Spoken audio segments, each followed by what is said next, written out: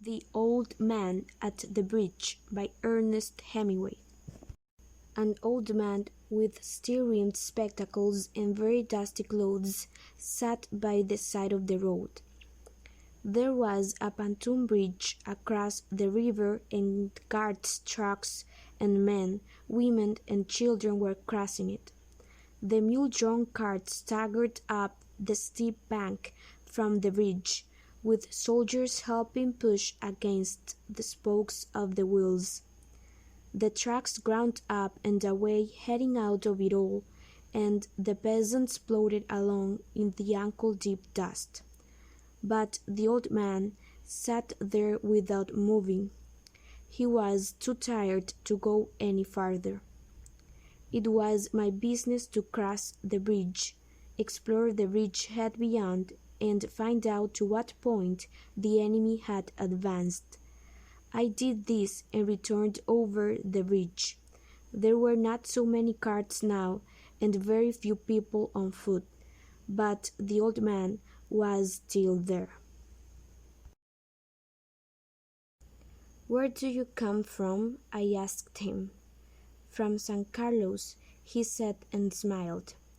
That was his native town, and so it gave him pleasure to mention it, and he smiled. "I was taking care of animals," he explained. "Oh," I said, not quite understanding. "Yes," he said, "I stayed, you see, taking care of animals. I was the last one to leave the town of San Carlos."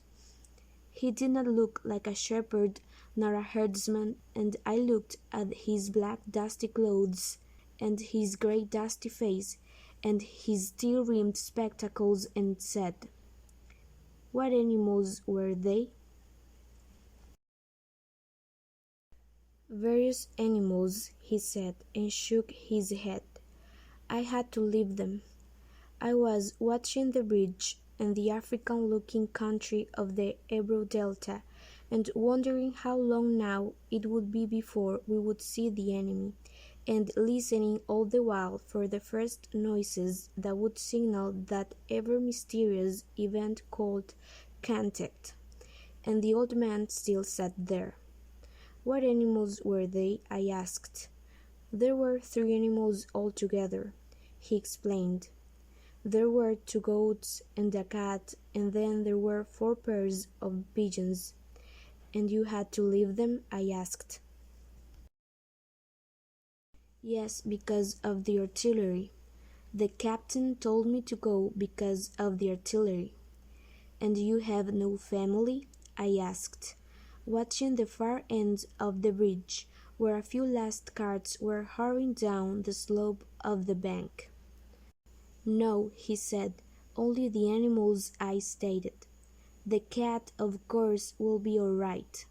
A cat can look out for itself, but I cannot think what will become of the others." "What politics have you?" I asked. "I am without politics," he said. "I am 76 years old. I have come 12 kilometers now, and I think now I can go no farther." "This is not a good place to stop," I said.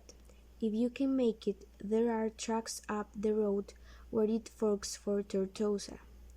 "I will wait a while," he said, "and then I will go." "Where do the tracks go?" "Towards Barcelona," I told him. "I know no one in that direction," he said, "but thank you very much. Thank you again very much." He looked at me very blankly and tiredly, and then said, having to share his worry with someone, "The cat will be all right, I am sure. There is no need to be unquiet about the cat.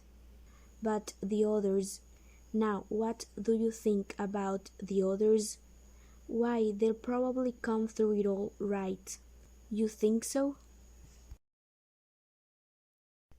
"Why not?" I said, watching the far bank where now there were no carts. "But what will they do under the artillery when I was told to leave because of the artillery?" Did you leave the dove cage unlocked? I asked. Yes.